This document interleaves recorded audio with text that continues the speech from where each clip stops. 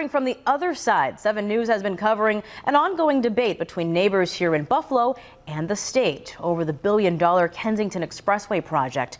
For months, homeowners along the Route 33 and the community leaders within Buffalo's east side have raised concern over the state's plan to restore and reconstruct one of the city's busiest highways. Neighbors say the proposed 4-year project, which includes a mile-long tunnel that would cover a stretch of the expressway, proposes several dangers. And neighbors tell 7 News that they don't feel heard.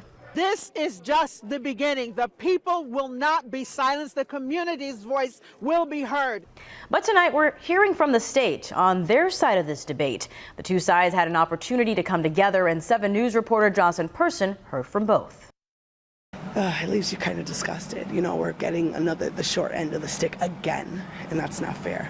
Emily Nieves grew up here on Humboldt Parkway. She is one of many who attended Monday's meeting to come face to face with the New York State Department of Transportation to get answers to the billion-dollar Kensington Expressway project. She talked to me about the impacts of living along the 33. I grew up and I developed asthma.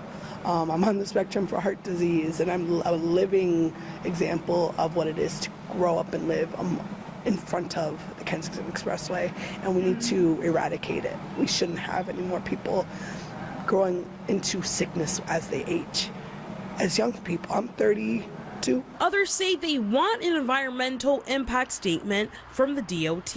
We need to have a community benefit agreement to find if we put the tunnel there, what's the benefit for our community? What's the benefit for those homeowners who live on Humboldt Parkway? The blasting is also a concern. We don't know the devastation that a tunnel would do with the blasting of the rock. There are radon gas in the rocks, there are asbestos, and there's a lot of things that we don't know. We're at the point where we're trying to finish up the environmental assessment, and we're still engaging the community. We are still doing outreach to the community. In the meeting, the DOT did show what a controlled blasting would look like.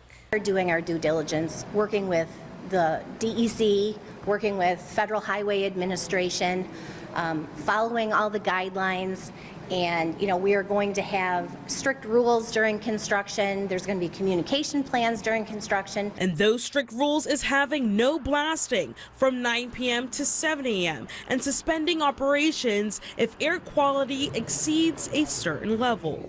This is a project that's aimed at connecting the communities and still being able to move traffic in a sensible way and being sensitive to the communities at the same time.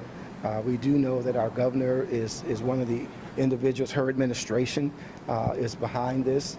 There's been a lot of talk from community, pros and cons, but we need to know that the right information is being given. The DOT plans to develop local jobs around this project, so that people from the community are represented in the workforce that's hired to construct this project. So that's very important to us too. So local hire is a big aspect of the project, which we are developing right now. We need to be removing highways from our communities because we know they strip us of the American dream to, you know, be healthy and pursue happiness, you know.